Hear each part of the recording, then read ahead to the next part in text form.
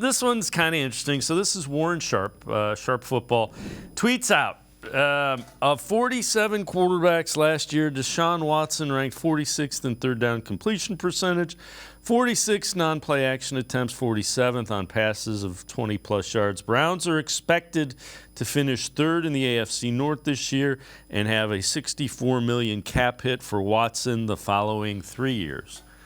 Well, I'm not sure who expects him to finish third in the AFC North, but okay, we'll go with that.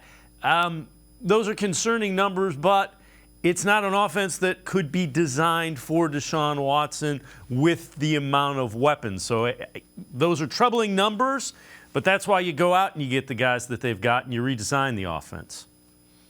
I was a culprit of this. Deshaun Watson was so good with the Houston Texans, and we remember because there's a couple games that he played. I remember one dating back, I think Baker Mayfield's rookie year. He just did. I mean, the Texans destroyed us. I mean, I was guilty of just looking at what he was doing before looking at the highlights and just trying to extrapolate what I think he should be able to do.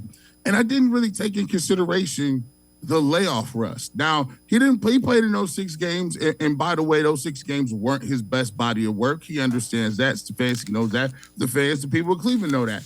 Obviously, we are expecting him to be much, much different.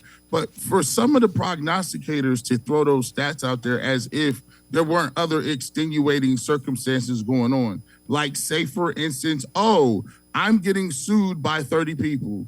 I also have not been practicing or could not even step foot into the facility until a week or so before I started playing. Oh, by the way, did I tell you I just sat out the whole previous year? I haven't seen the speed of the game.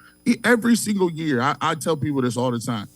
I went to watch a football game in the SEC. I believe it was like South Carolina and I want to say Tennessee. And I was out there and had an opportunity to kind of look at the speed of the game. And I was down close. And when I was down there, it dawned on me. You have no recollection of this. It was so hard to realize the speed of the game. It exponentially gets faster every single year. So when you sit out as a quarterback and you have to read and diagnose and you got to change audibles and you got guys that are already in full mid-season form, camp is done, practices, OTAs, all of this, and you come in when people are in the midst of a playoff hunt and you think you're going to be throwing the ball and throwing for 4,000. No, it's not going to happen.